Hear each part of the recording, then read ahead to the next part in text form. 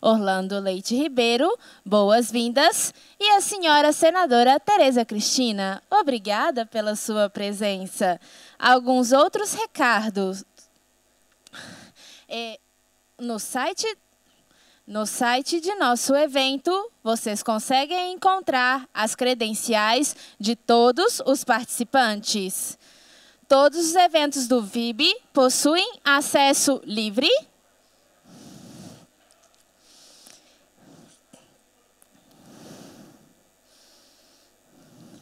Por favor, permaneçam em seus lugares para o próximo painel. O café estará disponível durante todo o tempo.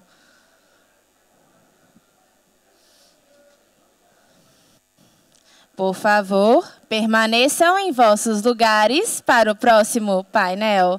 O café estará disponível durante todo o tempo.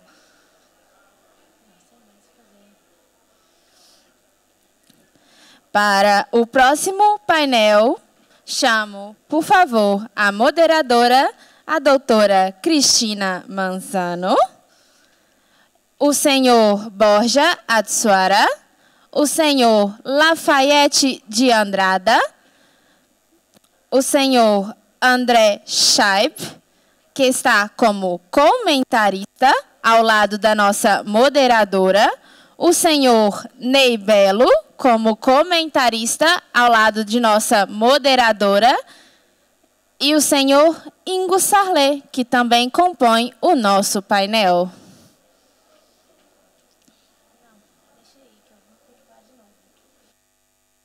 Para o próximo painel, chamo a moderadora Cristina Manzano, o senhor Borja Atsuara, o senhor Lafayette de Andrada, o senhor Ingo Sarlé, o senhor André Scheib como comentarista, o senhor Ney Belo como comentarista.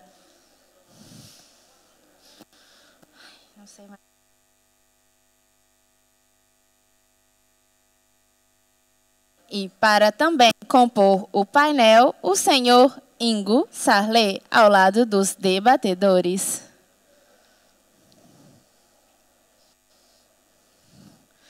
Por favor, de frente para a moderação, o senhor Borja Atsuara, o senhor Lafayette de Andrada, o senhor Fabrício da Mota Alves e o senhor Ingo Sarlé. Como comentaristas, o senhor André Scheib e o senhor Ney Belo, ao lado da moderação. Por favor, de frente para a moderadora, o senhor Borja Atsuara, o senhor Lafayette de Andrada, o senhor Fabrício da Mota Alves e o senhor Ingo Sarlé. Por favor, de frente para a moderação, o senhor Borja Atsuara, o senhor Lafayette de Andrada, o senhor Fabrício da Mota Alves e o senhor Ingo Sarlé.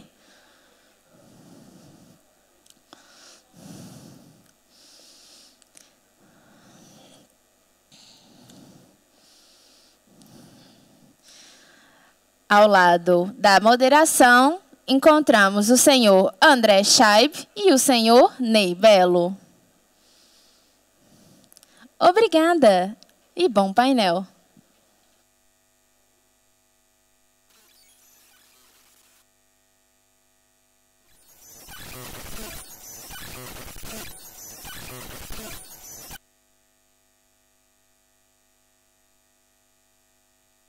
Precisamos acompanhar passo a passo a evolução dessas novas tecnologias.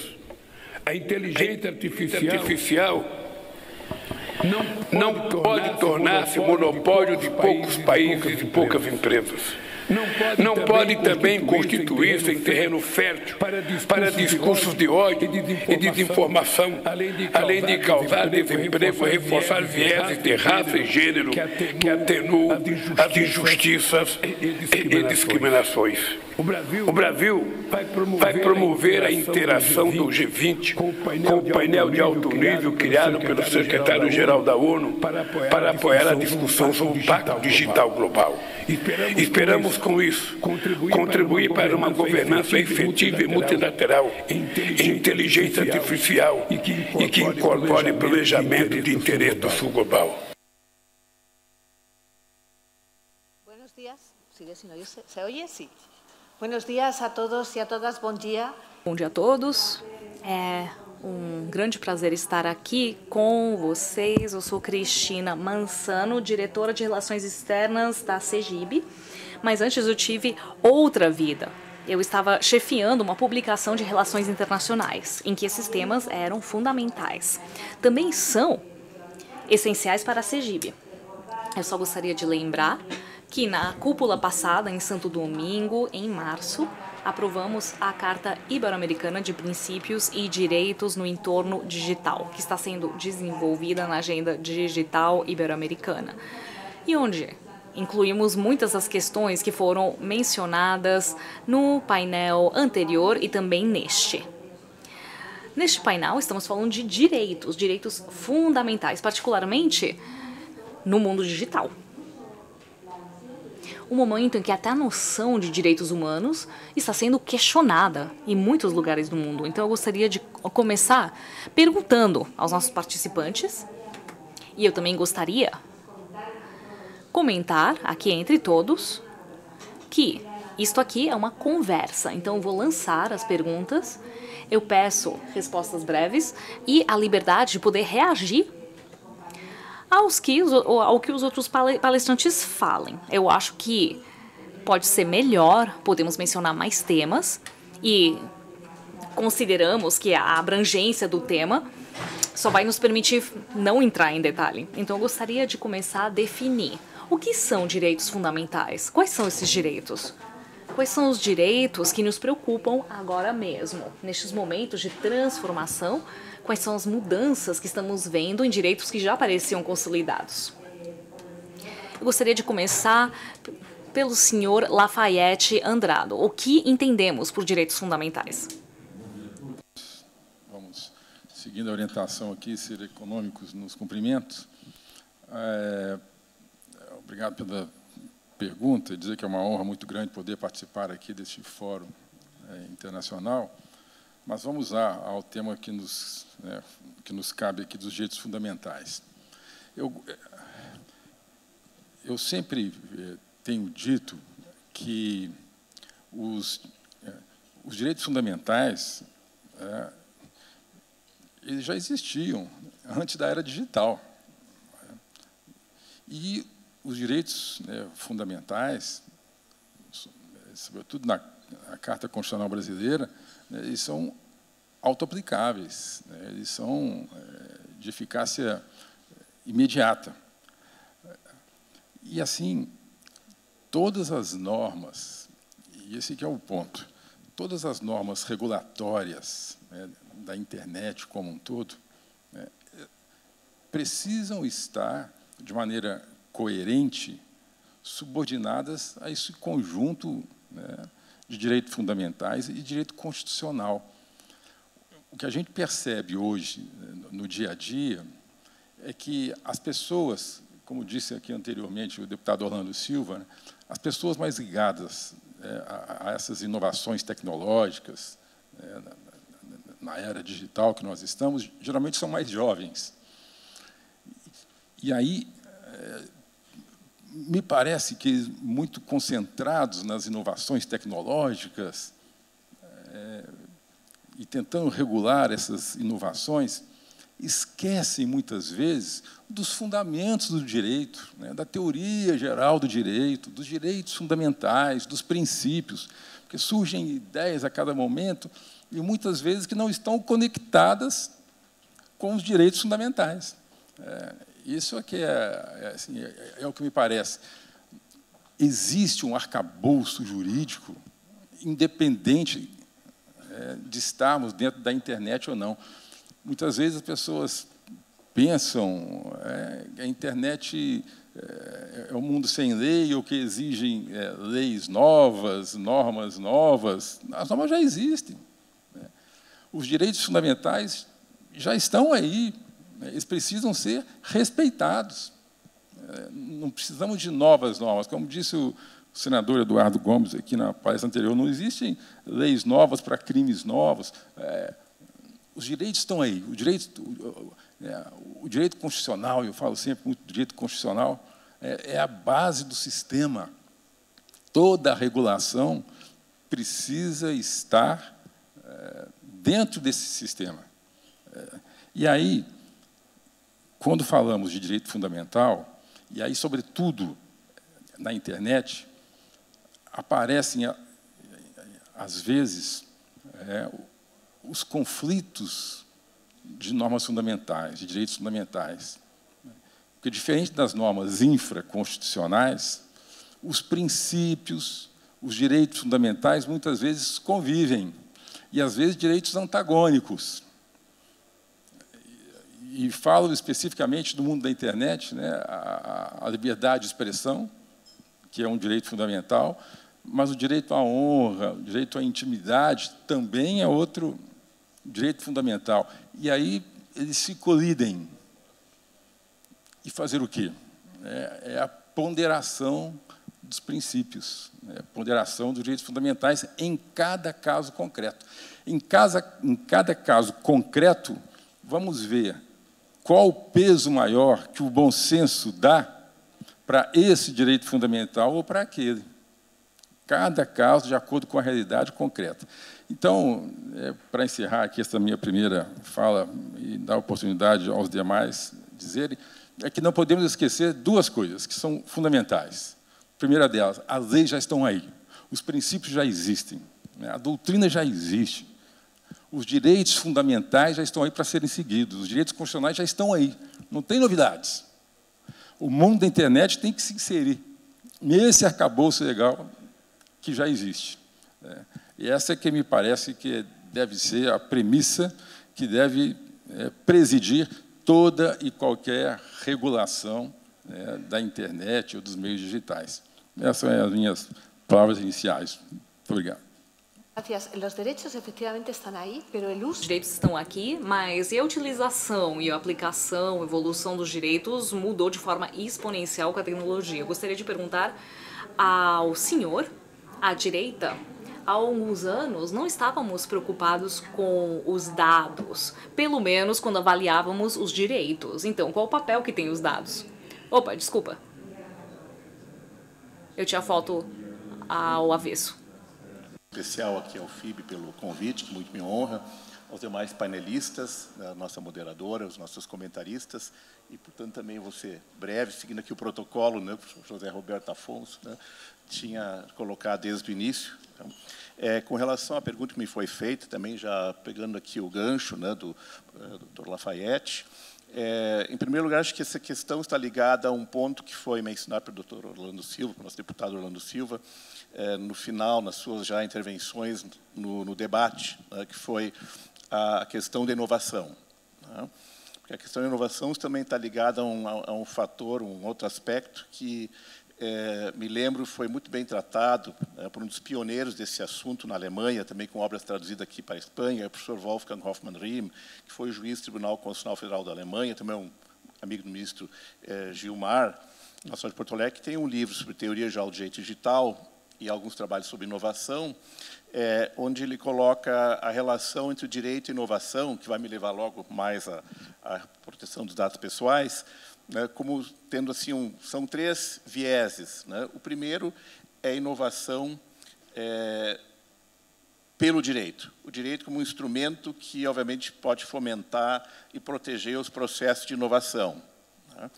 Um segundo aspecto é a inovação versus o direito. Né? A inovação, evidentemente, que pode levar a tecnologias que impactam, né, obviamente, o exercício, a proteção dos direitos de uma forma negativa, né? Implicam em restrições, limitações aos direitos. E um terceiro nível, né, seria o da inovação no direito, ou seja, o próprio direito gerando, né, respostas novas, né, que seja velhos, antigos direitos, que já estão dados, já foram, inclusive, já construídos, resultado de conquistas já de praticamente 2 séculos de história, como mencionado pelo meu antecessor, né, mas também, né, o direito inovando no seu próprio âmbito, no seu próprio contexto, né, em relação aos novos usos, né, novos riscos, né, novos problemas ligados ao exercício e à fruição de direitos, obviamente, nesses novos ambientes tecnológicos, especialmente o da transformação digital. Então, esse seria o primeiro comentário. E é evidente que o reconhecimento gradual, embora no Brasil muito tardio, né, primeiramente pela mão do Supremo Tribunal Federal, depois, logo em seguida, pela emenda constitucional 115, aprovado pelo Congresso, né, evidentemente, o direito fundamental à proteção dos dados pessoais e a autodeterminação informacional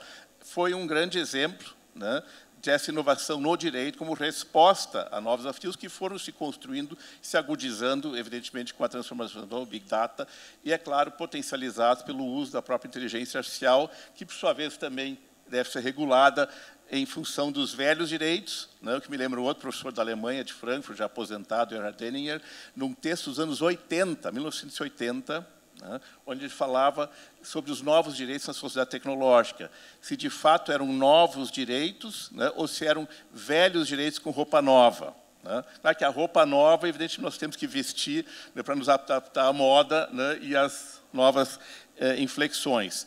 E é claro que isso também se vê com direito à explicabilidade, né, se vê nessas inovações, se vê com direito de acesso à internet, para combater o digital divide, que a gente só pode se acentuar também com o uso da inteligência artificial, dependendo do uso que se fez dela. Né? Também se vê em relação ao direito à confidencialidade, né, dos sistemas de informação, ou seja, são diversas respostas nesse nível de inovação no direito para que a inovação, né, seja em prol do direito e não contra o direito e os direitos. Claro, e a proteção de dados pessoais, evidentemente, e todos esses direitos compreendidos num contexto multinível, né, também já trabalhado muito pelo professor Paco Balaguer, professor Francisco Balaguer, que já foi referido antes, né, um grande parceiro nosso, aí também do IDP e da PUC do Rio Grande do Sul, né, e, é claro, isso numa dimensão, digamos assim, cooperativa e transnacional. É claro que nós já vimos isso, que regulações setoriais, regionais, seguem sendo importantes, mas esse exercício de coordenação na proteção de dados pessoais, compartilhamento de dados, né, e num contexto marcado cada vez mais por tecno-autoritarismos, diversas formas de tecno-autoritarismo, que vão minando a democracia, mesmo estados democráticos de direito, pelo menos assumidos como tais, né, que são das assimetrias de poder, e também a recuperação da função dos direitos fundamentais, inicialmente voltados só contra o Estado, como garantias, digamos assim, de limitação do Estado e assegurar espaços pessoais de atuação, de liberdade, em relação também à chamada eficácia, que de longe é horizontal, né? Se chama de horizontal effect, mas é uma eficácia dos direitos fundamentais em relações cada vez mais verticalizadas de poder social e econômico. Portanto, essa multifuncionalidade dos direitos, né, e multipolaridade, digamos assim, nesse ambiente que vai também se potencializando, são alguns dos grandes desafios, né, que nós temos aqui, já estamos enfrentando e temos que enfrentar. Também espero que breve o suficiente, né, nessa minha primeira manifestação. Muchas gracias. Precisamente uma das... Muito obrigada. Precisamente, uma das novidades no conceito dos dados e do seu direito é a mercantilização. Eu estava falando do poder econômico e como ele influencia aí. Fabrício de Mota, desde o ponto de vista jurídico, como que a gente gere a vontade dos usuários, dos cidadãos? Tivemos um caso que chamou a atenção aqui na Espanha. Uma empresa estava pagando para obter dados biométricos. E ela foi impedida pela justiça de fazer isso. Então, como combinamos a vontade dos cidadãos de dar os dados deles? A gente entende o que isso implica com a regulamentação? Extremamente pertinente, também cumprindo o protocolo, sendo bastante sintético na nominata. Eu penso que nós, até mesmo antes de enfrentar propriamente o questionamento, nós temos que observar, a partir inclusive das falas que me antecederam, inclusive do deputado Lafayette, o senador Eduardo Gomes, nós estamos no momento da evolução histórica da humanidade em que ainda podemos falar de digital. O que eu quero dizer com isso? faz sentido hoje, nesse momento em que estamos, usar um adjetivo dessa natureza. Por quê? Porque estamos num momento de transição entre momentos, do analógico para o digital. Mas as tecnologias, elas têm uma característica muito interessante, que elas se forçam a deixarem de serem lembradas. Nós não falamos mais de televisão como tecnologia, de telecomunicação como tecnologia. Elas são de tal forma absorvidas no nosso cotidiano que nós simplesmente ignoramos a sua essência. Passamos simplesmente a utilizá-las como aquilo a que elas se prestam, como instrumentos.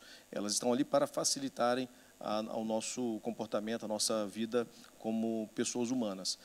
O digital ainda se faz presente, podemos ainda utilizar essa ambivalência entre o analógico e o digital, mas, em algum momento, falar sobre direitos humanos digitais, direitos fundamentais digitais, falar sobre um Estado digital, um governo digital, comportamento digital, em algum momento, talvez isso não seja mais tão relevante, porque toda manifestação humana tenderá a ser permeada pelo ambiente digital ou ambiente das tecnologias de comunicação e informação. Por sinal, nós já estamos migrando, inclusive, pelo aspecto cultural, até mesmo de comunicação, não falamos mais tanto em tecnologias da informação e comunicação, estamos agora usando mais a nomenclatura digital. Eu observo, por exemplo, a evolução dos ordenamentos jurídicos internacionais e nacionais.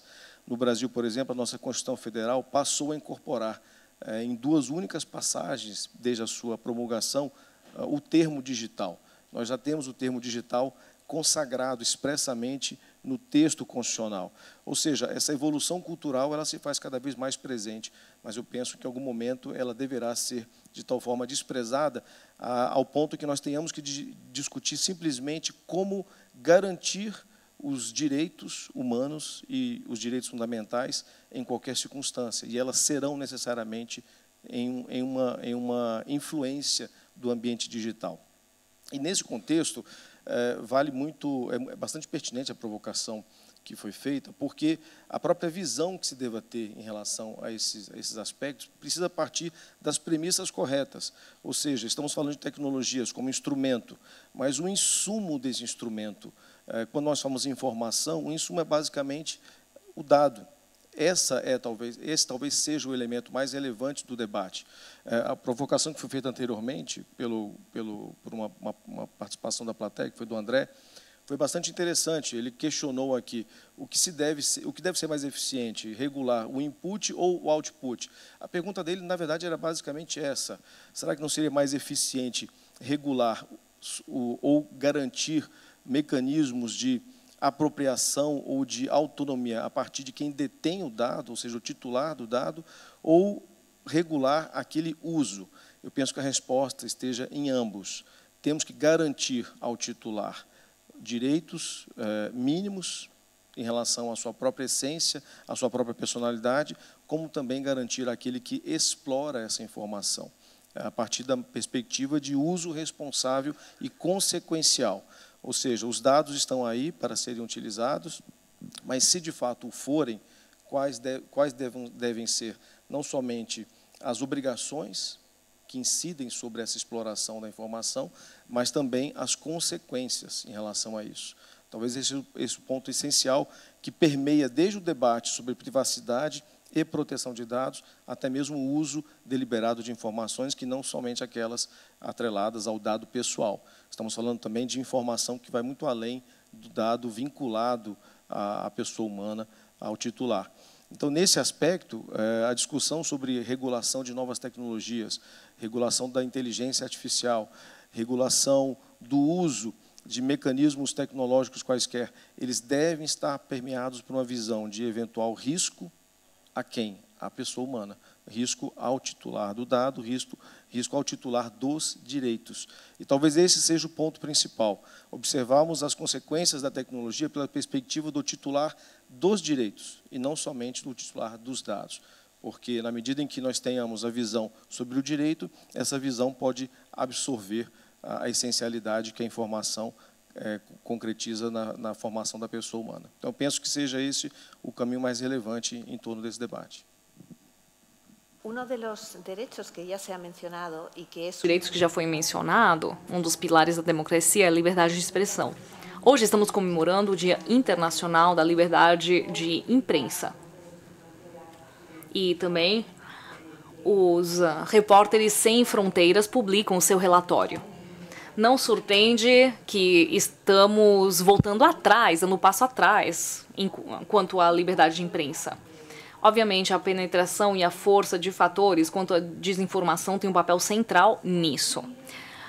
Borja, é possível controlar essa desinformação nas sociedades democráticas, onde encontramos o equilíbrio já mencionado entre a liberdade de expressão e o controle dessas forças que querem lutar contra ela. A participar neste encontro. La verdad que he tenido que hacer pequeño esfuerzo. Obrigado pelo convite. Eu tive que fazer um pequeno esforço para vir, mas valeu a pena. Em primeiro lugar, como todos sabem, em Madrid nestes dias é feriado. A minha mulher foi para a praia e eu fiquei aqui. Então, né? Olhem o esforço. Em segundo lugar, eu tenho tendinite no tornozelo, para mim é difícil andar. Então, não é o melhor momento para enfrentar a canarinha, né? Pentacampeões. Mas eu espero que a gente tenha uma vingança para poder disputar a Copa no Brasil. Para aqueles que não me conhecem, porque quase todo o público, ou pelo menos os palestrantes, são brasileiros. Eu sou professor de filosofia do direito na Universidade Complutense, mas também na Universidade Digital, né? Uma novidade aqui, filósofo do direito na internet, mas tem muito a ver. E no meu passado, não só a Cristina tem um passado, mas eu fui consultor parlamentar, eu trabalhei em várias administrações e desde mais do que 30 anos atrás eu trabalhei no direito digital. Eu participei em todas as leis de direito digital na Espanha. Eu também fui um dos participantes da Carta de Direitos Digitais à Espanha, né? Que também participou realmente em todos os documentos que acabaram criando a CEGIB. Mas agora mesmo eu não trabalho em cargo público. Isso dá uma vantagem, porque dá para falar o que eu penso, né? É melhor para a liberdade de expressão quando não estou à frente, não estou num cargo público. Eu gosto de participar em conferências e artigos e também nas redes sociais. Divulgo muita coisa. Desde os anos 90, eu estive presente nas redes sociais, então eu valorizo particularmente todos os temas da liberdade de expressão concretos. Porque muitas vezes, os filósofos do direito, acadêmicos, legisladores, nós falamos os direitos fundamentais como se fossem teoria. Mas eu gosto de chegar ao prático, concreto, da experiência dos cidadãos. E eu acho que nas redes sociais é onde melhor podemos defender a liberdade de informação. E nesse sentido, como a Cristina falou, nós estamos ultimamente sendo testemunhas de problemas da liberdade de expressão e liberdade de informação. Desde a Rússia, em que o Putin, se ele não concordar com alguma coisa que alguém disser, joga na cadeia. Porque ele fala o que é verdade. E o resto é tudo mentira, desinformação. Então é uma traição à pátria, então vai pra cadeia. Mas também vimos isso nos Estados Unidos, com fatos alternativos, em que já não existe um problema de poder provar a verdade, porque mesmo que você prove, as pessoas preferem ficar com a verdade deles, devido a vieses ideológicos. Então temos mais um problema de ideologia que de tecnologia. Também vimos isso na Europa. Porque para lutar contra a propaganda e desinformação, a Comissão Europeia, creio eu, está caindo no mesmo. Porque estamos fechando contas ou meios pró-russas nas redes sociais. E, juridicamente, isso não está bem fundamentado. Então, a gente pode criticar as ações russas ou chinesas, porque nós defendemos as liberdades fundamentais. Mas a gente não pode só cortar a liberdade de expressão. Isso é perigoso, porque no final a gente fica na mesma altura que os governos autoritários que estamos criticando. Até na Espanha estamos, para aqueles que seguem o debate político interno, estamos assistindo a uma acusação geral sobre a desinformação E muitos meios, até a justiça em si, se opõem a certas informações que são críticas com o governo. Entre todos agora, então, estamos pensando, a gente acusa os outros de desinformação? Isso não pode ser um ato de desinformação? Porque no final é muito fácil acusar os outros, é a mesma coisa que o Putin faz. A gente acusa de desinformação por ficar longe da verdade oficial, então é delicado. Quem determina o que é a verdade, o que é informação, o que é mentira? Mentira no sentido de querer enganar. Não estou falando de uma informação não exata, isso acontece todo dia. Né? Na Constituição Espanhola, defendemos a verdade realmente, não falácia, certo? Ou seja, informações construídas sabendo que vão enganar, sabendo que é falsa.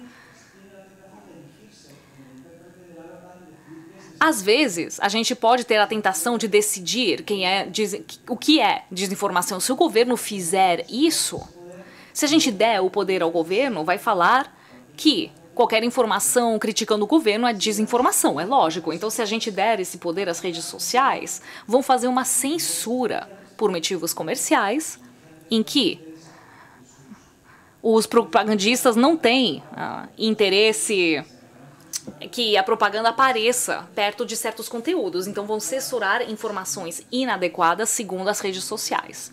Enquanto na Constituição Espanhola, na Carta de Direitos Fundamentais da União Europeia, o que está proibido, o único limite da liberdade de informação e de expressão é a lei.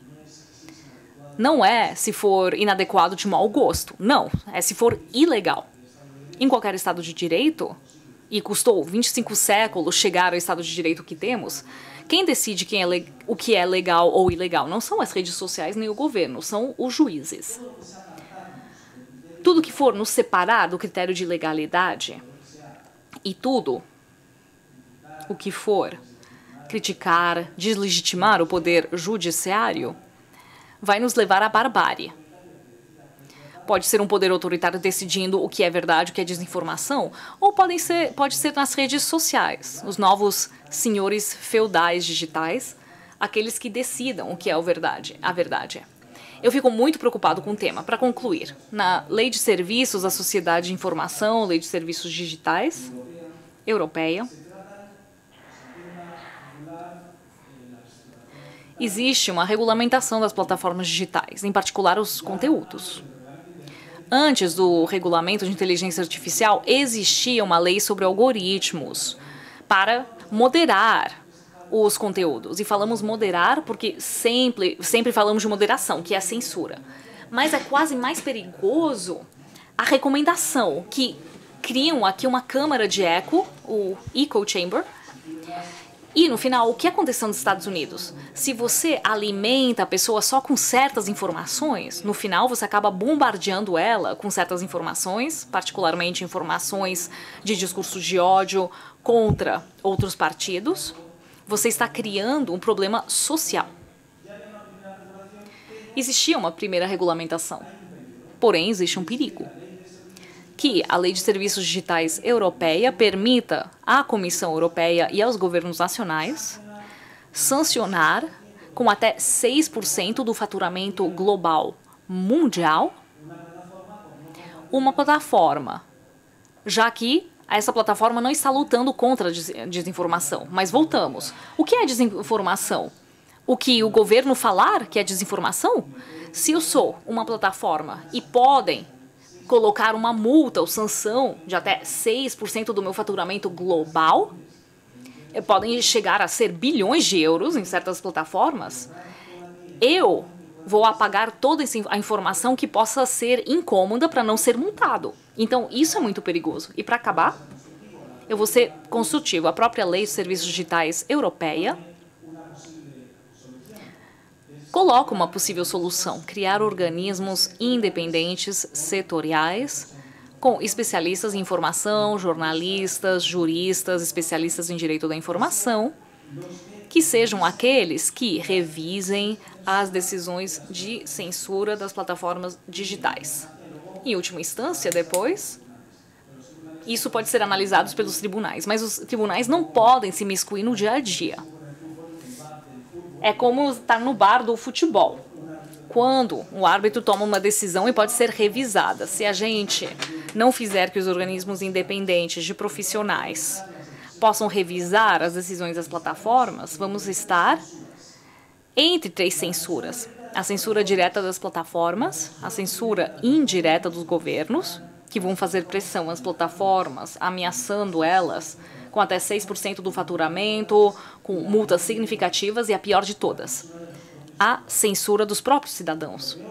Porque o pior da censura nas redes sociais, e todos aqueles que usam as redes sociais sabem, é que muitos cidadãos que só acreditam na sua liberdade de expressão querem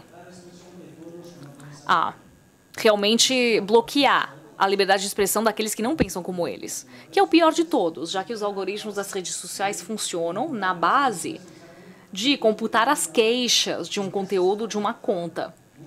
E já muitos cidadãos estão se organizando para fazer uma guerra de guerrilhas para fechar as contas dos adversários. Obrigado. Mencionabas el control de determinados conteúdos. Estava falando sobre o controle de determinados conteúdos e buscar o mensageiro de alguma forma, ou seja, multar estes canais que divulgam esta informação. Antes, o representante da União Europeia estava comentando como pedem que quando são produzidas deepfakes que coloquem marcas d'água para poder identificá-los, mas eu gostaria de depois conversar sobre isso, porque os que fabricam essas deepfakes não vão colocar a marca d'água, porque a intenção é exatamente que não saiba que é uma deepfake. O senhor falou também sobre uma das questões para ir além desta regulação, é apagar estes conteúdos e exatamente sobre esse direito ao esquecimento dos próprios dados, o direito ao esquecimento era uma questão que antes não existia. Então, Lafayette, eu queria saber sobre isso, introduzir conceitos que a evolução está nos obrigando. Como é que no Brasil está sendo feito isso, sobre a lei do esquecimento? Essa revolução tecnológica, ela trouxe para todos nós, para a nossa sociedade, algumas ferramentas que não existiam antes e que, obviamente, precisam, sim, de serem reguladas. Diante da questão dos dados, é uma delas que a senhora citou aqui antes. A Constituição brasileira, ela colocou expressamente a inviolabilidade dos dados pessoais. Óbvio que isso aí é uma inovação fruto do desenvolvimento da tecnologia. Mas aí eu volto ao professor Denninger, citado aqui antes, né? Mas são velhos direitos com roupas novas? No fundo são. Quando nós falamos aqui em direitos fundamentais, na internet, no fundo, na essência, esses direitos já existem. É uma roupagem nova. A internet é uma ferramenta. Direito à informação na internet. Direito à informação.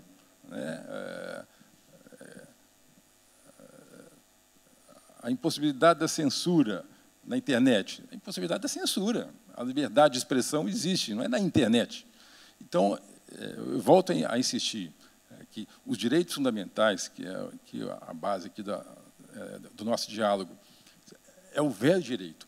Os princípios eles já existem.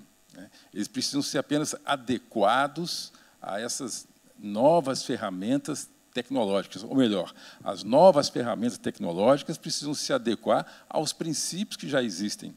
E aí existe aí a dicotomia, a velha luta, a liberdade de expressão contra a censura. Mas a hora que eu quero proteger os dados, eu quero proteger a minha honra, proteger a minha privacidade, eu estou cometendo censura, eu estou invadindo a liberdade de expressão, voltamos à velha teoria geral dos princípios, da ponderação de direitos fundamentais. Em cada caso concreto, o que nós vamos valorar mais? A liberdade de expressão, naquele caso concreto, vale mais do que o direito à honra? Mas é uma figura pública.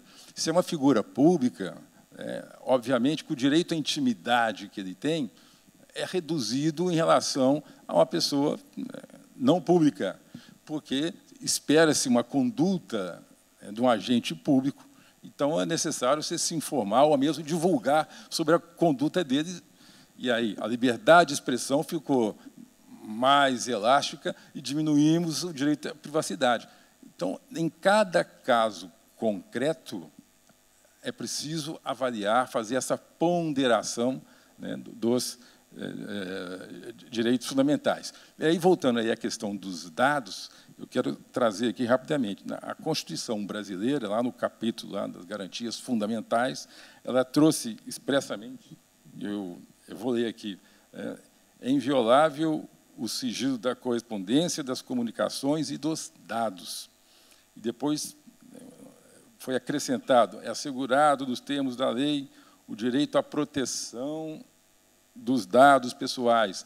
Ou seja, a proteção dos dados é, sim, um direito fundamental.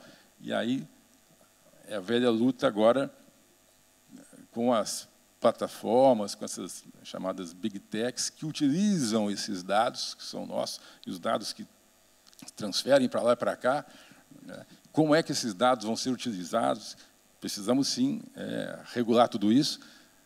Temos a Lei Geral de Proteção de Dados, mas tudo, volto a insistir, temos que obedecer e assentar nos velhos princípios, nos velhos direitos fundamentais que já existem. Eu insisto sempre muito nisso. Muitas vezes pensam que temos que criar novos direitos para a internet. Não, temos que regular, sim, novas tecnologias, novas ferramentas, mas sempre obedecendo aqueles velhos princípios do direito, que são a estrutura do direito, que é a estrutura da sociedade. Isso não muda na internet ou fora dela. Esse que é o ponto que eu sempre insisto. Muito obrigado. Ha trabalhado em... Alan, você trabalhou no impacto da inteligência artificial na justiça, no sistema jurídico. E falando de direito, eu queria saber como é que podemos garantir os direitos para todas as pessoas com uma inteligência artificial que nós já sabemos, porque muitas pesquisas apontam isso, que tem um viés, está comprometida por questões de raça, de religião. Como é que podemos fazer que a justiça que a inteligência artificial utiliza, e comentamos isso anteriormente também, como é que podemos garantir que esta igualdade de direitos seja respeitada, apesar desta visão comprometida, preconceituosa, parcial? Ela deve partir de algumas premissas e de compreensões. Acho que a primeira delas é entender a necessidade de se regular. Acho que esse é o primeiro ponto que me parece que, ao menos no mundo e no Brasil também incluído nesse ambiente, já superou a visão sobre a necessidade ou não de se criar uma regulação específica sobre essa tecnologia. A Câmara dos Deputados já aprovou um projeto de lei, ou seja, já houve uma declaração de ordem constitucional, política e democrática, no sentido de que é necessário regular essa tecnologia. O Senado Federal agora enfrenta o debate e o que se pensa hoje não é mais a necessidade ou não de regular, é como se deve regular. Então, ela deve partir dessa premissa de que a necessidade da regulação surgiu a partir de constatações políticas e sociais e agora se enfrenta a maneira como se deverá enfrentar, ou seja, essa regulação deverá ser permeada por que princípios, por que elementos. Esse é um segundo ponto do debate. Então, parte da premissa de que o legislar já está sendo construído. E esse legislar impacta não somente as consequências sobre a tecnologia, mas, sobretudo, a visão de segurança jurídica em torno desse ambiente. A não regulação, obviamente, que é uma possibilidade. Inclusive, podemos optar, o Congresso pode optar em algum momento, nessa fase que se encontra, por não regular. A própria morosidade do Congresso, que é muitas vezes entendido como tal, ela pode ser apenas o tempo do Congresso, né? Como o senador Eduardo Gomes mencionou aqui agora, já estamos em mais de 800 dias desse debate somente no Senado Federal. Se incluirmos o período em que tramitou na Câmara, fatalmente passaremos os 1000 dias aí de debates. E pode ser que haja um pouco mais além disso. Então, a necessidade de legislar já foi registrada. Mas não somente isso, além dessa visão, é preciso compreender também a necessidade de preparar os ambientes institucionais públicos em torno dessa possibilidade de regulação. O Poder Judiciário, assim como o Poder Legislativo e o Poder Executivo, cada um no seu respectivo papel, precisam estar preparados para a implementação, a execução e até mesmo a formulação de políticas públicas. Quando falamos em inteligência artificial, um dos pontos mais relevantes é a chamada proficiência tecnológica. Precisamos compreender a tecnologia para se pensar em regular ou até mesmo para se pensar em aplicar. E essa proficiência, a meu ver, deve estar presente em todos os elementos desse ambiente, tanto na legislação, ou seja, o legislador não é obrigado a ser um especialista em inteligência artificial. E há quem diga que não há especialistas em inteligência artificial, e o senador Eduardo Gomes fala muito essa frase. O especialista em inteligência artificial é aquele que mais rapidamente deixa de ser especialista. Então, o especialista de hoje, semana que vem, pode já não estar nessa posição. Então, essa proficiência tecnológica ela tem que estar presente em todos os momentos desse debate. E não somente na formulação ou até mesmo na propositura de regulações, mas na implementação. Quais são as condições que nós temos como sociedade, e aí eu me refiro agora ao ambiente político-governamental, de concretizar, de implementar essas políticas regulatórias ou políticas públicas. Nós vemos no Brasil, por exemplo, a proteção de dados, que rapidamente escalou de um direito tradicional para um direito fundamental, através da promulgação de uma emenda constitucional. Estando já nessa condição, nós temos uma dificuldade crônica ainda de respeitabilidade da proteção de dados no Brasil. Muito embora haja um consenso sobre a importância desse direito, inclusive alçando a natureza, ao status de direito fundamental, mas a concretização ainda não está plenamente realizada, porque nós não temos um ambiente regulatório suficientemente atuante ou preparado para isso. Nós temos um regulador no Brasil, que é a Autoridade Nacional de Proteção de Dados, de cujo Conselho Consultivo eu faço parte, mas que não tem todas as condições, nem orçamentárias e nem mesmo administrativas para atuação. Então, temos o direito, superamos o debate sobre a necessidade de legislação, mas não conseguimos ainda implementar políticas públicas e regulatórias suficientes. Esse debate também se faz presente na proposta de regulação da inteligência artificial. Um dos pontos mais centrais e mais sensíveis é justamente a regulação. Quem será o regulador da inteligência artificial? Qual o modelo de regulação apropriado? E é um debate fantástico, muito pertinente, mas pouco se fala sobre a capacitação daqueles servidores e agentes políticos que estarão ali à frente desse propósito. Talvez isso devesse ser mais importante do que a própria discussão sobre quem deverá regular ou não. Então, penso que todas essas condições devem estar presentes. A proficiência tecnológica não deve ser apenas para a sociedade no uso da tecnologia, mas para os formuladores também, para o status quo governamental, político e público. Acho que é fundamental que parta deles essa visão. Ingo, mencionava antes o tecnoautoritarismo. Falava antes sobre o tecnoautoritarismo. Existe uma literatura ampla sobre a incidência das novas tecnologias na vida diária dos cidadãos, o que Susana chamou do capitalismo, da vigilância, etc., etc. Em que ponto nós estamos agora? Isso tem a ver também com as diferentes sociedades. Aparentemente, existem sociedades, principalmente na Ásia, que tendem a deixar que o governo controle a vida deles, que supervisione a vida de cada cidadão, mas nas sociedades ocidentais parece que existe uma rejeição a este tipo de modelo.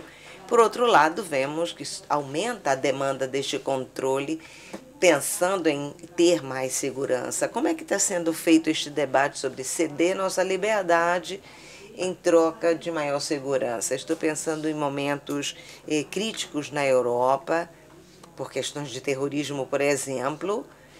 Isso aconteceu e vemos isso no dia a dia, com o aumento da insegurança no Brasil, na América Latina, a insegurança pública. Então, como é que nós podemos discutir essa questão? Na verdade, estava também tentado a fazer um rápido comentário às intervenções dos colegas, e também a pergunta anterior sobre o direito ao ouvido, né? Mas há uma conexão entre os temas, me parece, evidente também, né? Porque o chamado direito ao ouvido, a proteção de dados pessoais, o direito à proteção da integridade e confidencialidade dos sistemas informacionais, são também direitos voltados justamente à contenção desses elementos tecno-autoritários numa sociedade democrática, né? Claro que corremos aqui o risco de que o antídoto, que sempre é obtido pelo veneno, né, possa eventualmente causar mais dano que o próprio veneno, né, que foi referido antes pelo colega, né? Mas, de todo modo, eu faria assim 3 níveis. O primeiro, com relação à sociedade e como ela se comporta. Um dos problemas que me parece, né, salvo melhor juízo, que nós temos em relação a esse elemento, digamos assim, sutil, muito sutil, pelo menos aparentemente sutil, de intrusão da tecnologia, do controle, do vigilantismo, especialmente quando ele não vem do Estado, mas vem dos atores privados, né, quando se trata da censura privada, mas de outros elementos de dominação que vêm dos atores privados, ele é muito sutil e, por isso, ele é pouco percebido, porque o encanto, né, com as ferramentas colocadas à disposição, ele acaba superando, muitas vezes, a percepção, né, pelo menos uma expectativa real em termos de que tipo de intrusão isso está tendo nas próprias vidas. Isso acontece com a questão do trade-off, né, entre segurança, né, pessoal e pública e, evidentemente, também as liberdades fundamentais, os direitos fundamentais, que, evidentemente, também são, né, protegidos, né, via direito à segurança. O Daniel Solove, que é um grande autor americano nessa área da privacy, né, ele tem um livro interessante sobre the false trade-off between privacy and security, né? E aí ele coloca justamente isso, que, na verdade, isso depende de como se visualiza o fenômeno, se enfrenta o fenômeno, né? Porque é óbvio que um sem o outro não pode conviver. Acho que a questão está em que nível a regulação consegue, e é difícil manter esse equilíbrio, e se consegue conter esse elemento do controle do medo, né? Cass Sunstein tem um livro também interessante sobre Laws of Fears, e tem um livro mais recente sobre Liars, né? E ali ele propõe um modelo, que é um modelo interessante, uma proposta regulatória, né? Especialmente aqui em relação ao problema das redes sociais, né? Onde também se difunde o medo. O medo. Agora, pegando a questão do medo da segurança, né? Essa visão de que nós temos que ter medo, por tudo que se passa. Um país como o Brasil, onde o medo é muito explorado também politicamente, né, e, ao mesmo também, na sociedade, por certos movimentos que buscam, então, obviamente, uma criminalização aguda de certos segmentos, né, e a superação de garantias processuais essenciais, centrais, né, por conta de que isso seriam meros tecnicismos, na medida que temos que garantir a segurança pública, né, isso se passa, na verdade, isso é capilarizado em muitas esferas distintas. Mas o que é Sunstein, especialmente ali em relação à liberdade de expressão e à mentira, à desinformação, né, ele estabelece esse modelo de diferentes níveis. Ele entende assim, existem alguns critérios, e a partir de uma pauta de certos níveis, por exemplo, né, só estou aqui, resumo, né, de quem provém a informação, a desinformação, a potencial mentira, né? Qual é o nível de inverdade, né, que está contido numa determinada informação? Que também existe os níveis, né, de verdade. Há coisas que são, né, não são grandes ameaças, por exemplo, quem defende o criacionismo em relação ao darwinismo, né, isso não necessariamente impacta de forma tão negativa quanto, eventualmente, outros discursos, né, como, por exemplo, o discurso da negação do Holocausto, né, entre outros, né. A probabilidade de dano. Quais os bens que vão ser atingidos, bens jurídicos que vão ser atingidos, né, e a probabilidade de dano maior ou menor em relação a esses bens, ou risco maior ou menor em relação a esses bens protegidos.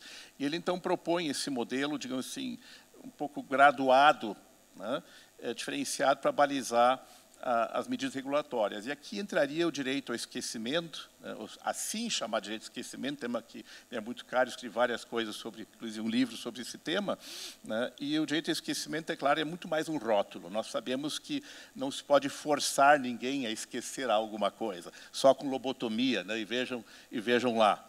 Então, não existe um instrumento, né, que faça alguém esquecer alguma coisa. O que está em causa, evidentemente, que níveis de confrontação se pode impor a alguém, né, ou à sociedade, com determinadas informações e fatos ligados à sua vida passada, e que nível, evidentemente, de tolerância se deve dar isso, e que tipo de equilíbrio se alcançar aqui entre informação, liberdade de expressão e esses bens jurídicos, por exemplo, a intimidade, a vida privada, a reputação e assim por diante. E é claro que nós temos aqui no Brasil um processo interessante, já que foi colocado uma pergunta, a situação brasileira, vou tentar ser breve, né?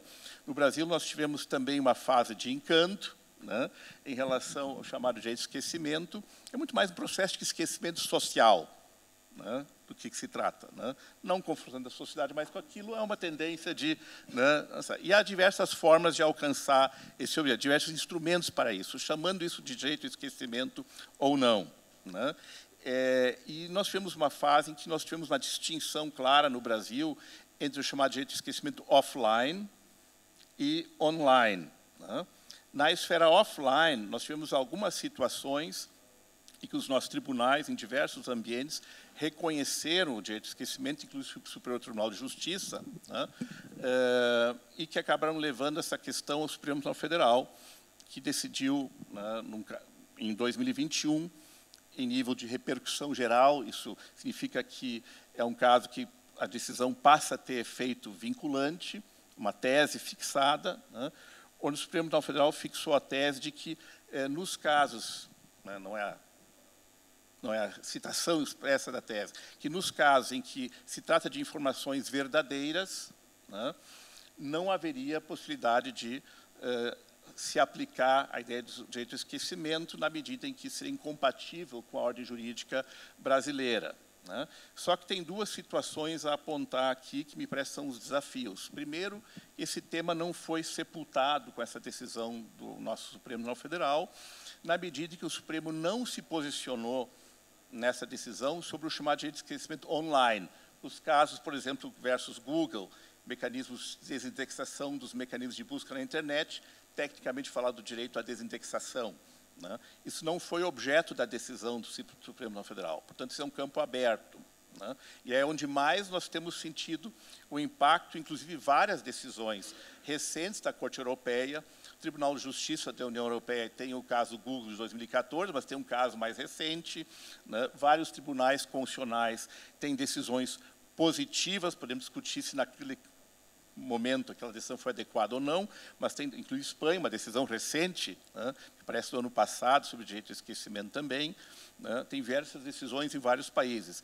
E aí nós temos que esse campo está aberto no Brasil. E segundo, né, se o direito ao esquecimento impedisse, ou precisamos ao rótulo, se a regulação impedisse, né, ao impedir informações verdadeiras serem publicadas ou difundidas até certo ponto, né, fosse inconstitucional ou violasse a Convenção Americana ou na Europa, a Europeia de Direitos, a Lei Geral de Proteção de Dados seria inconstitucional, na medida em que prevê o direito à exclusão de dados pessoais, né, que são dados verdadeiros.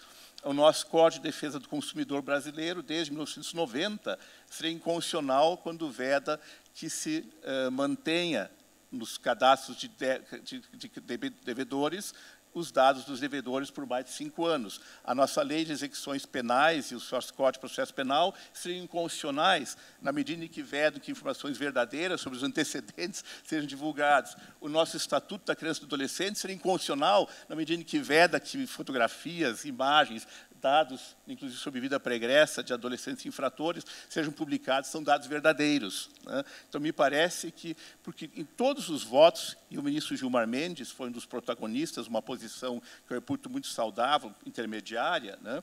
Que no caso concreto há que ver quais são os direitos em causa e, eventualmente, estabelecer um balanceamento. Então, eu diria, esse é o estado da arte, né, no Brasil, da discussão sobre o direito ao esquecimento, que ainda se encontra muito em aberto, até porque há uma tendência no mundo de se, ainda que com granum salis, reconhecer esse direito. Eu diria assim, são instrumentos também que podem ser acessados para enfrentamento dessa dimensão tecno-autoritária. Eu já me estendi muito, né, mas eu não queria deixar de aproveitar já que o direito de esquecimento foi tocado, estava inclusive no material, né, de divulgação do evento, então achei que me senti autorizado a fazê-lo. Perdão.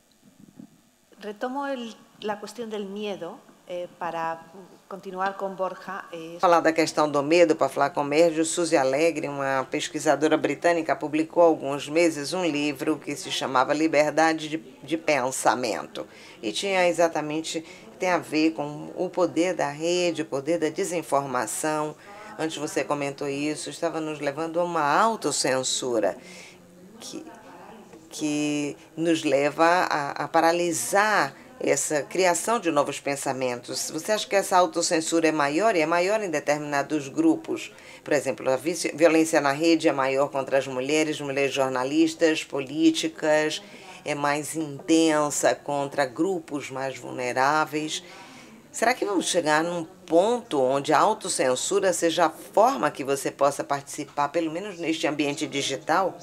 Não vamos chegar, a gente já está. Eu estou nas redes sociais, como eu disse antes, desde os anos 90, porque parece que as redes sociais foram inventadas ontem, mas eu me lembro que minha primeira conexão com a internet foi através de um aplicativo que se chamava IRC Hispano, e através da qual eu podia falar com pessoas de todos os lugares do mundo, e aprendi o que sei de internet nos anos 90, e por isso me dediquei profissionalmente a isso, e não existia legislação para isso.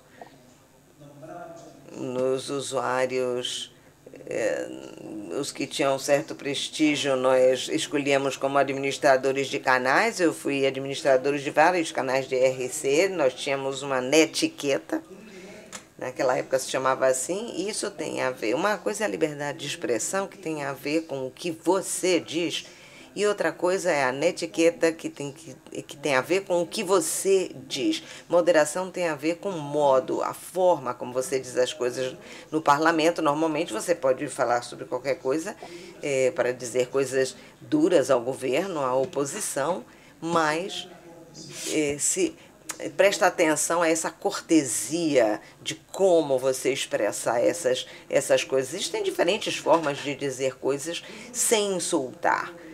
Então, acho que isso nós perdemos de vista, não só nas redes sociais, na televisão, nos debates públicos, só tem ataques pessoais. Então, o que quer que você diga, como você pode dizer uma idiotice como essa e tal.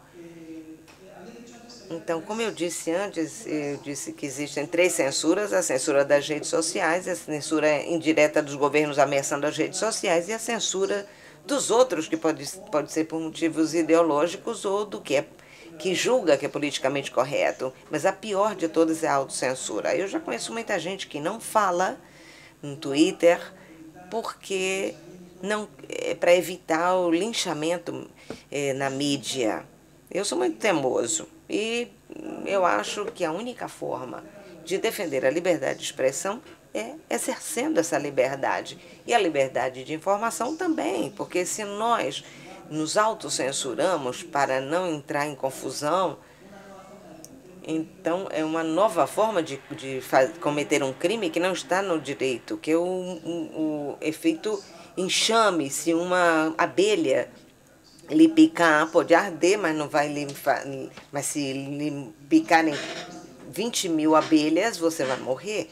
Então, não só é crime pela intimidade, quando se divulga um vídeo sexual de um terceiro ou uma terceira e a menina acaba se matando, se suicidando por isso, não faz só pela vergonha de sua intimidade exposta, mas é porque houve outros desgraçados que, ao invés de criticar a estes que divulgaram o vídeo, se tornam contra a vítima e com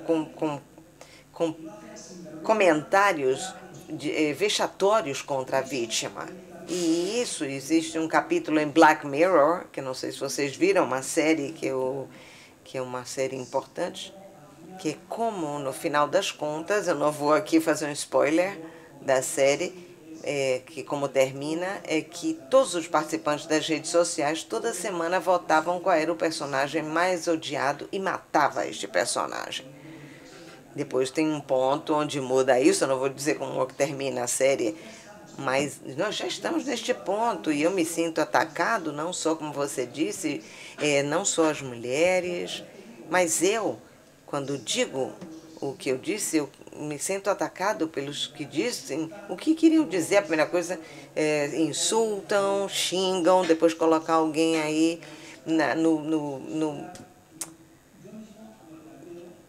no centro para que você, na berlinda, para que todos ataquem.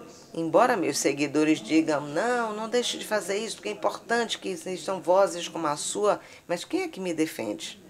Quem é que me defende? Se só são aí os haters e os trolls, como eu sou teimoso, eu digo, eu não estou disposto a ceder espaço público aos haters.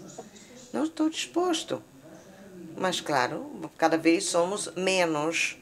Eu encaro isso com esportividade e com bom humor, mas e gosto de argumentar e tal, mas nem todo mundo está disposto a perder tempo com isso. E estamos cedendo espaços públicos de debate na mão das piores pessoas, naqueles que não acreditam na liberdade de expressão, porque, como disse Aitovsky, os que não acreditam na liberdade de expressão,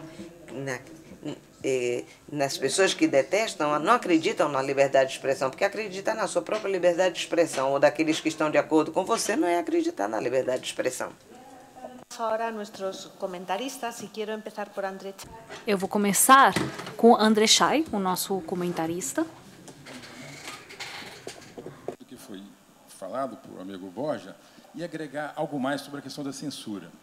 Porque existe a censura explícita, né? Alguém é perseguido porque manifestou o seu pensamento ideológico, enfim, pela manifestação da sua palavra.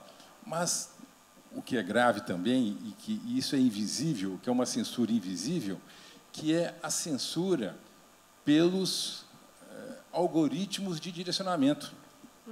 Porque, às vezes, você é livre, você quer falar, e você fala, você escreve, mas não atinge ninguém. O próprio algoritmo te faz a censura, te cala, porque você falou, mas não falou para ninguém. O algoritmo faz essa censura. E isso é gravíssimo, porque essa é uma censura invisível, é uma censura que não se percebe, mas que acontece de fato. Então, como bem disse aqui o deputado Orlando Silva mais cedo, a questão da transparência dessas plataformas, quais são os objetivos dos algoritmos, é claro que reservado a propriedade intelectual, o direito de negócio, mas quais são os objetivos do algoritmo, como ele funciona, isso é fundamental, ter o direito ao conhecimento de como eles funcionam, porque eles implicam também numa censura invisível. É só isso que eu queria acrescentar. Muito obrigado. Queria dar-lhe a palavra a André. Deixa eu dar a palavra ao André.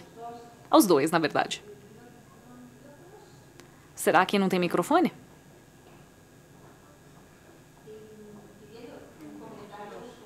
Peço um comentário geral sobre o que ouviram.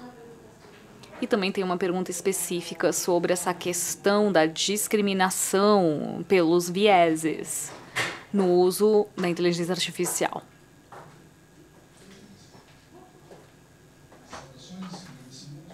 Vou direto a 3 pontos que me parecem bastante interessantes, obviamente focados naquilo que é meu objeto de pesquisa, que são as causas das ofensas à democracia e aos direitos fundamentais decorrentes do processo de infodemia. Já explico o que quero dizer com isso, professor Ingo.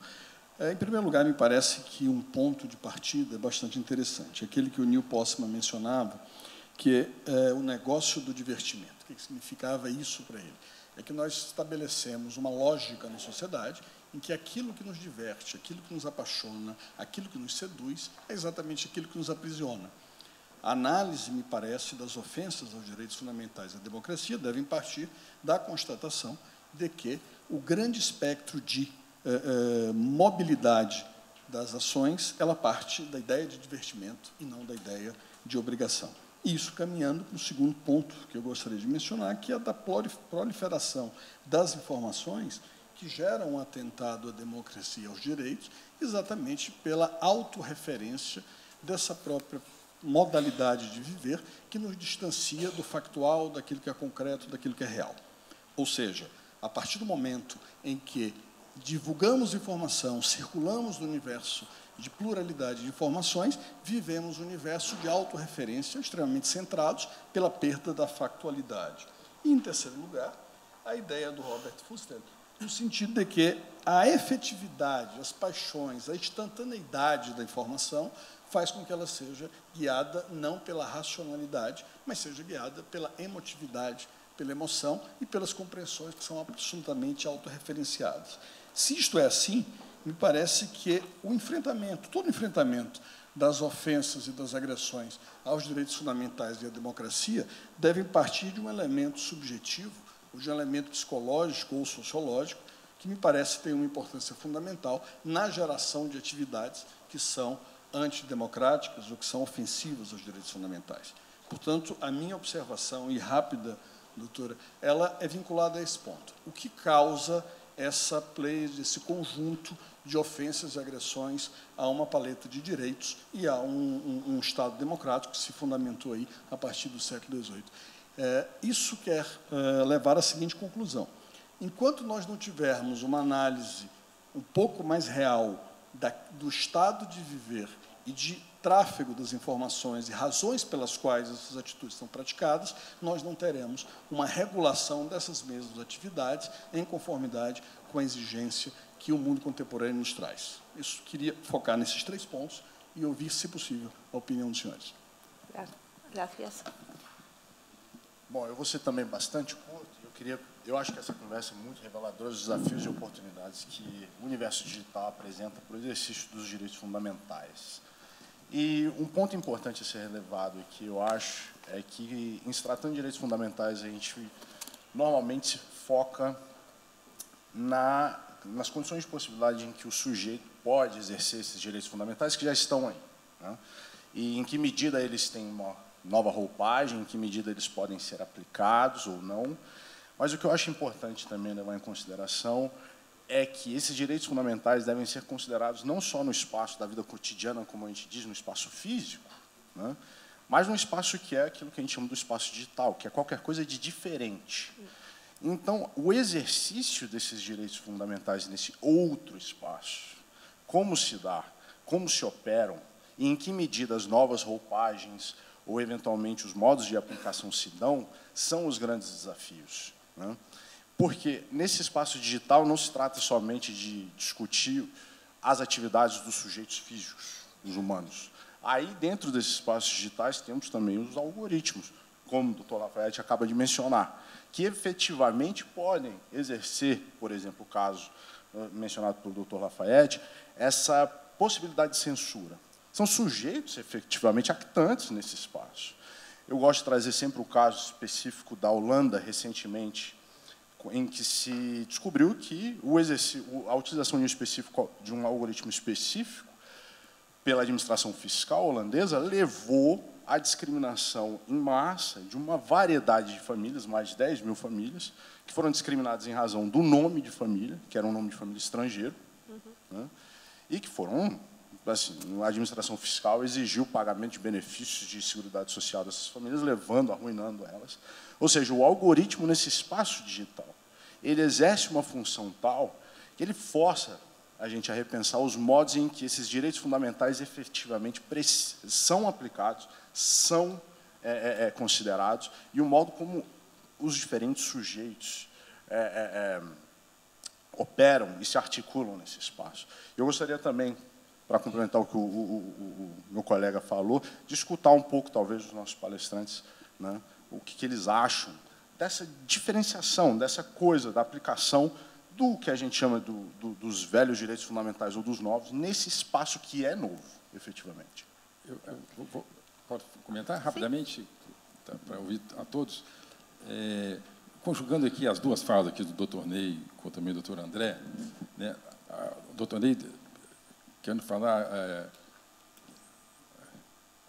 as ofensas que acontecem aos direitos, que talvez sejam fruto de uma questão psicológica do usuário. Eu queria acrescentar algo que, para mim, é uma posição pessoal minha. As grandes plataformas, né, que são que é a conexão entre todos esses usuários, Ali não existe a necessidade de você se cadastrar, se apresentar. Ou seja, ali é resguardado muito a proteção ao anonimato, né?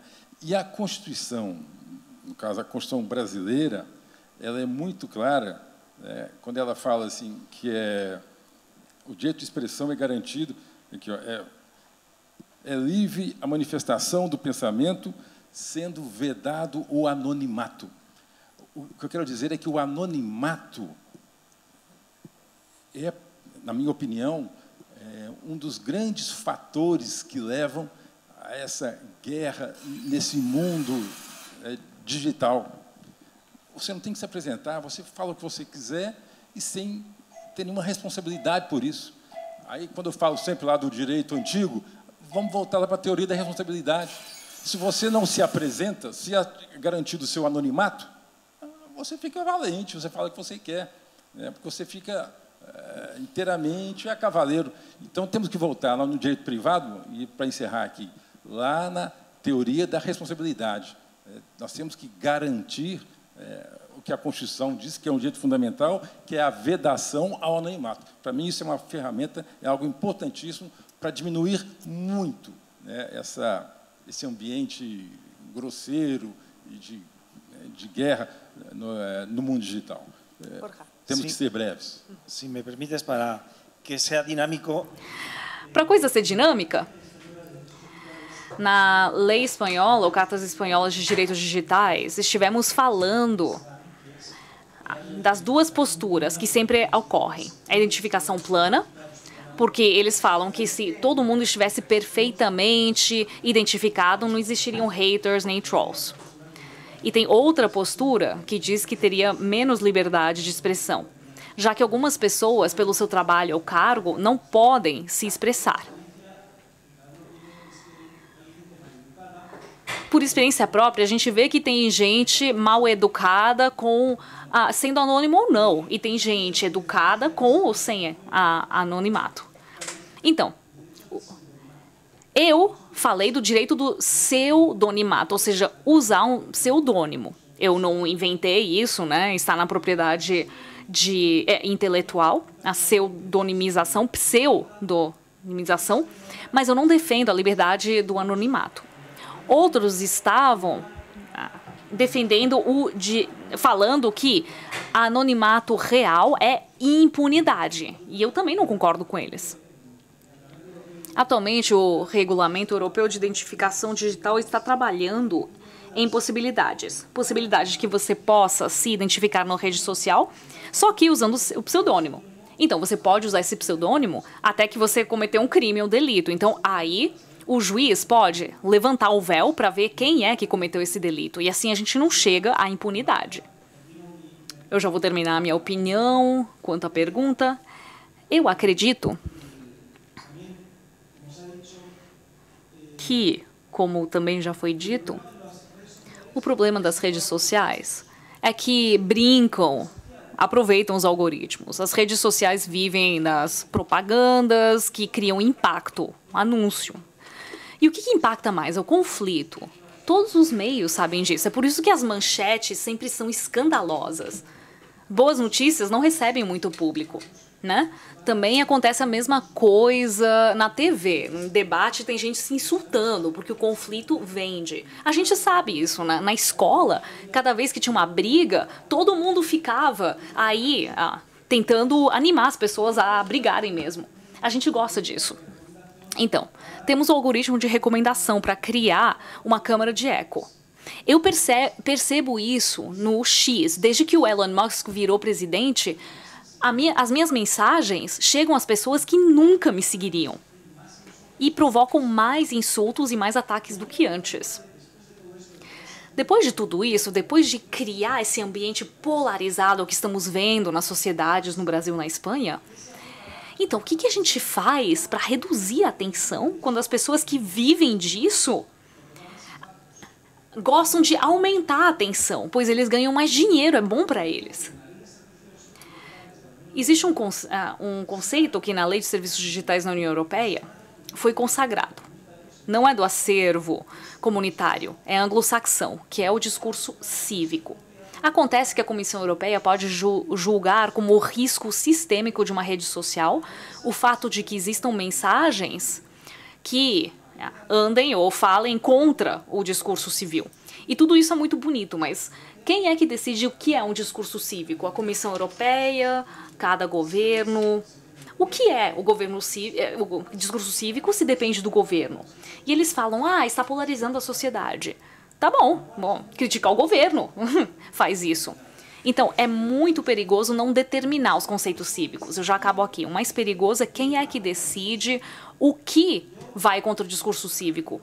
Desculpa ser meio old school, mas eu confio na legalidade e nos juízes. E fora disso, do Estado do Direito, só existe barbárie. Esta predição apocalíptica. Quero dar as graças a todos os panelistas. Com essa predição apocalíptica, obrigado aos palestrantes, aos comentaristas. Foi muito ilustrador. Temos toda a sessão para continuar a aprofundar nesses temas. Pode abrir. Muito obrigada a todos por este painel. Peço a todos que permaneçam sentados para o nosso próximo painel. Na moderação, o doutor Rui Nogueira. Como debatedores, Cristina Galac, Francisco Gaetani, Mauro Campbell e Raul Jungmann. Como comentários, ao lado da moderadora,